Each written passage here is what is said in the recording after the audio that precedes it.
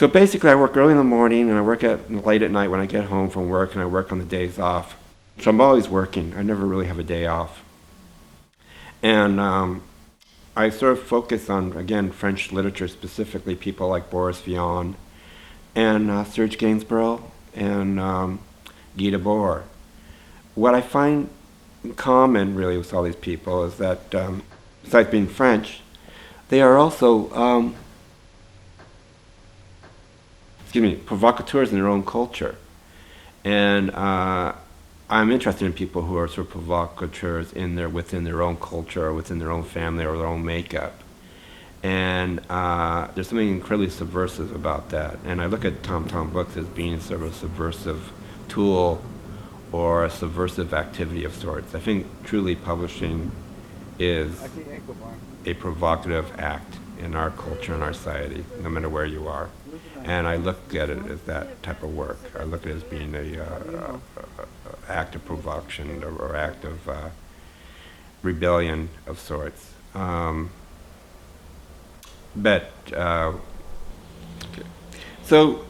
I'm looking at your list of things. So the crazy thing about the job is really just showing up at your work. And that's kind of insane to show up at a certain time and leave at a certain time. I loathe schedules if it works against me. I love them when they're working with me. And it's sometimes very difficult to get on the bus at a certain time, to get to a place at a certain time. I need a certain amount of time to play with to go where I have to go.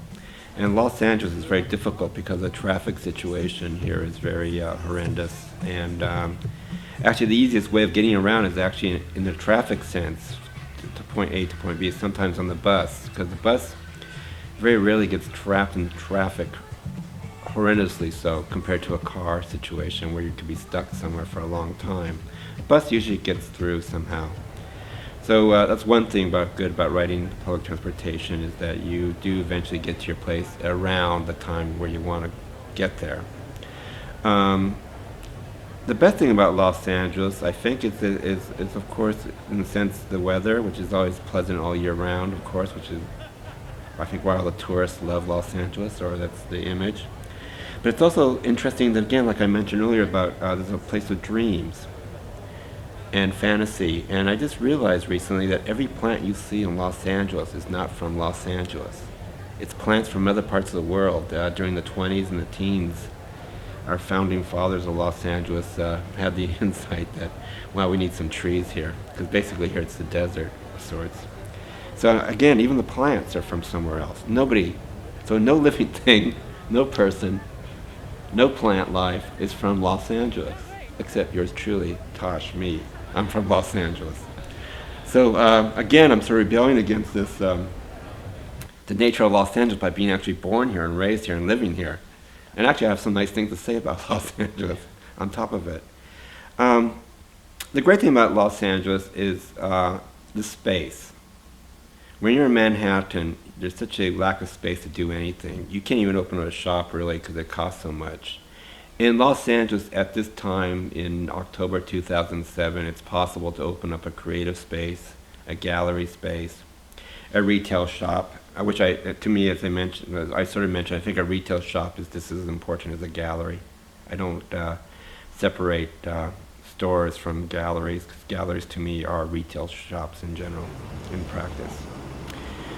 And also the space to live and work the way you want to. You can actually sort of make up your life here, because nobody really checks up who you are, where you came from.